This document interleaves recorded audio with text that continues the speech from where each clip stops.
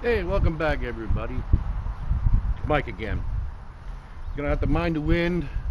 It's a little windy today and the camera's picking up every bit of it. So today on Everyday Offroad we're going to be installing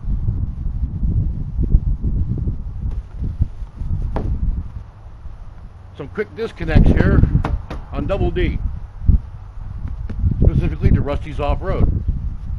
Now these are see if you can get that there. Okay, forged adjustables. Now, Double D does have a lift on him, but to make it easier for me to film, show you guys what we're doing here, we're going to throw him up on some ramps. So, see you in a couple seconds. Okay, before we go underneath here, let's show you all what's in the box, huh? What's in the box? Well, first thing we find, directions. Now, all you guys out there, I know you guys don't read these, but we're going to read these. We're not going to toss them. Oh, look.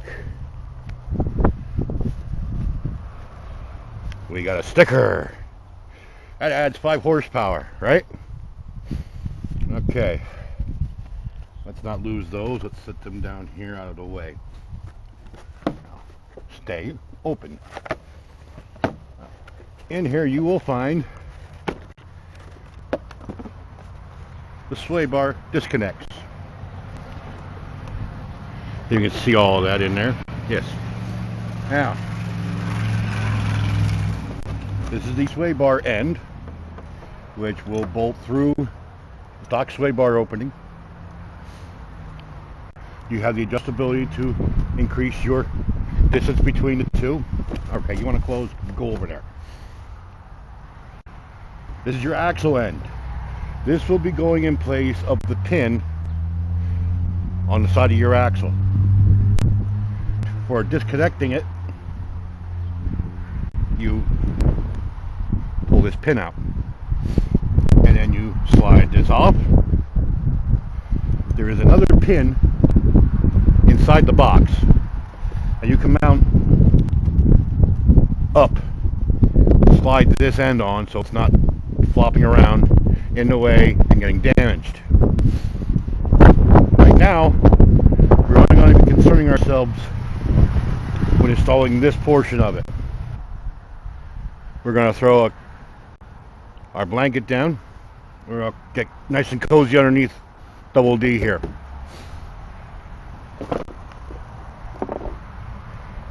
See ya down there.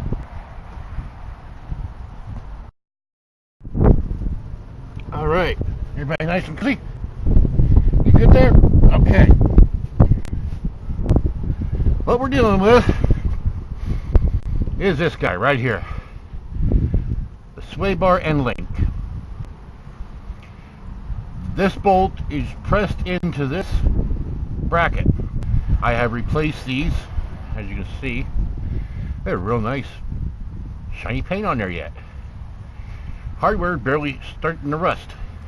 Just starting.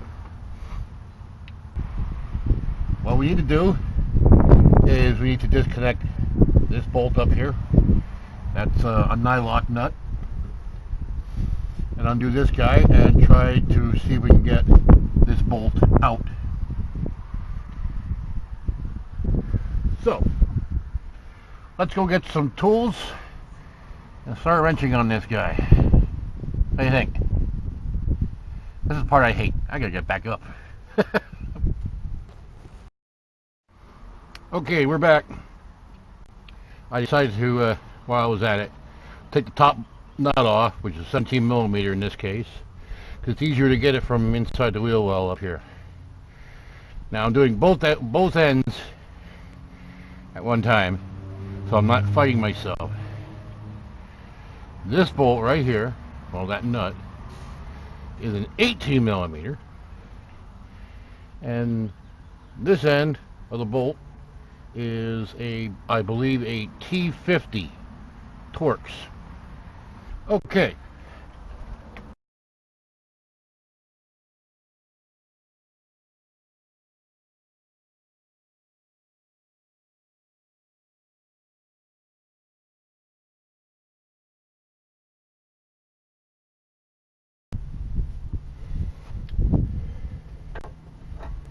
Now, notably this is rusted in. Let's get him completely out. And drop him down. Now, I don't know if the camera can pick it up, but there's some small ridges. Right, oops, sorry about that, guys. Sorry. Small ridges right here that are pressed into there. So, we should go get nice shiny new parts. Alright. Like anything, modifications need to be made. What am I referring to? This turnbuckle bolt in the middle. Seems there's like 4 or 5 inches worth on each side. Will now allow me to adjust this in to where I need. So I took it downstairs and I sheared off some of the length of the bolt so I could get it down into this location, the shortest distance for here. Let me show you the difference between this guy and the old one. Here's the old one. Here is the new one.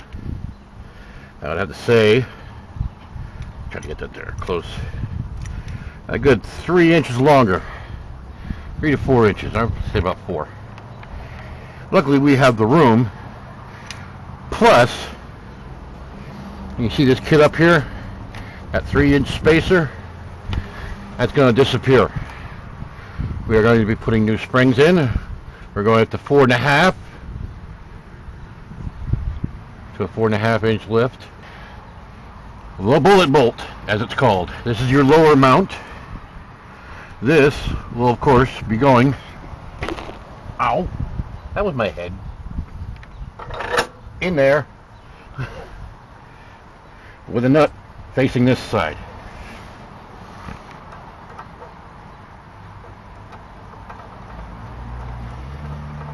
And of course, they put a lock nut on there, or stop nut as some people call them. Yeah, we have to tighten that up while trying to keep this from spinning. You do that several ways. I myself am going to use a vice grip that has duct tape on the teeth to keep that from spinning. So I'll be right back after I get the proper wrench for this guy, because I have a belief that this isn't going to be metric. All right, all nice and snug. I opted to put the pin that way, horizontally. Now we need to install the union up there, or yoke, or whatever you want to call it. This little guy. Now, for some stupid reason, Rusty's can put the bolt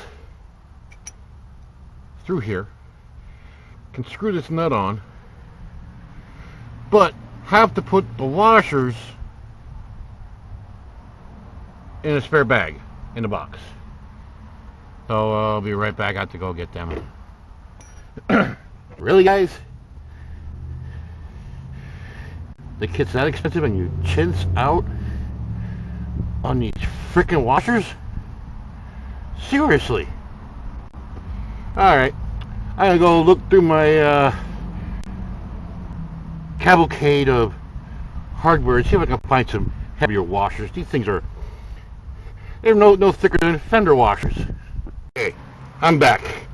It took me a total of a minute and a half to find a washer that's beefier than what Rusty's offered. I'm gonna go install this guy up through there with the correct hardware now.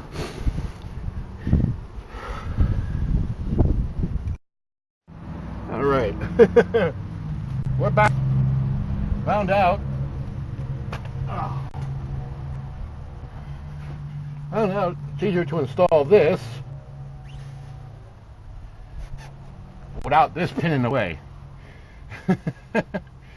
So while the camera was off, took this bolt off, installed this end. I also took care of the other end of the sway bar. Now the only thing left to do,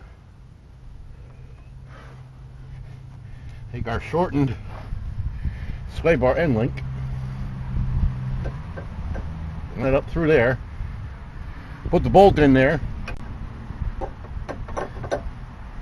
and slide our end on. Kind of like that, but with more hardware up there. So, be right back. Alright, spring pin is in, all hardware is all now tightened up. I had to remove this spacer because I was unable to get the spring pin in.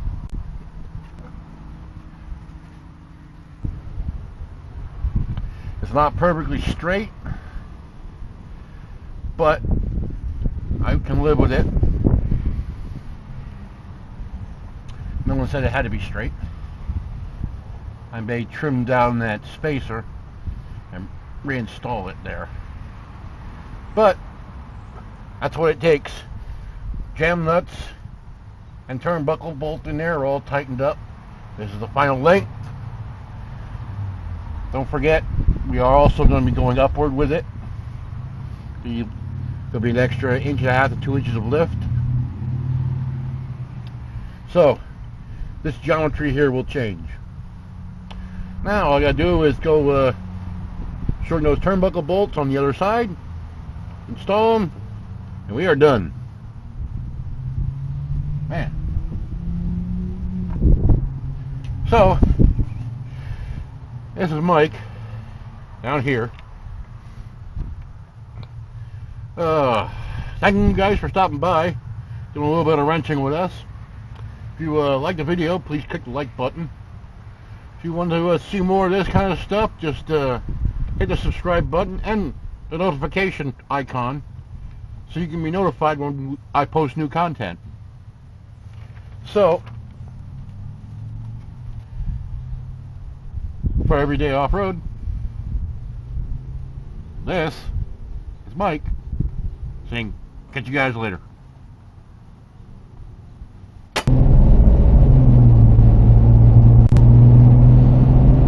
Alright guys, let's do a little test drive.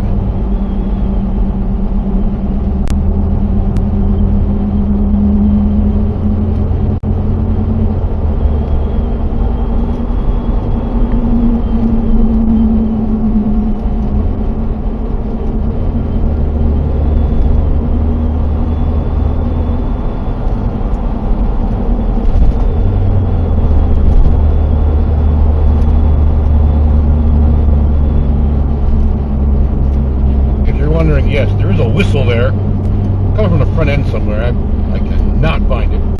And you know what? Normally I drive with the radio on, and I usually don't hear it. But seems to be handling pretty good.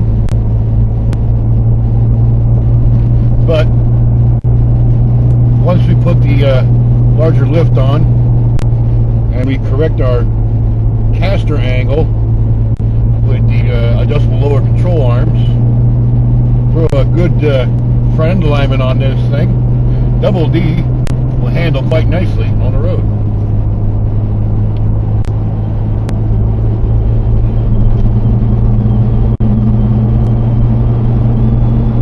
I know you're a little shaky.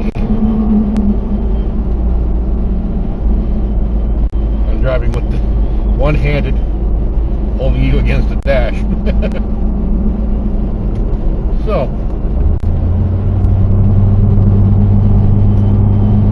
I believe the sway bar and links will work perfectly. Whoa. For now. And let's see. What else? Not much else. I guess this test drive is over with. Except, uh-oh. Uh-oh. Look out! Look out! No, just kidding. Just kidding. Alright, I'll catch you guys later.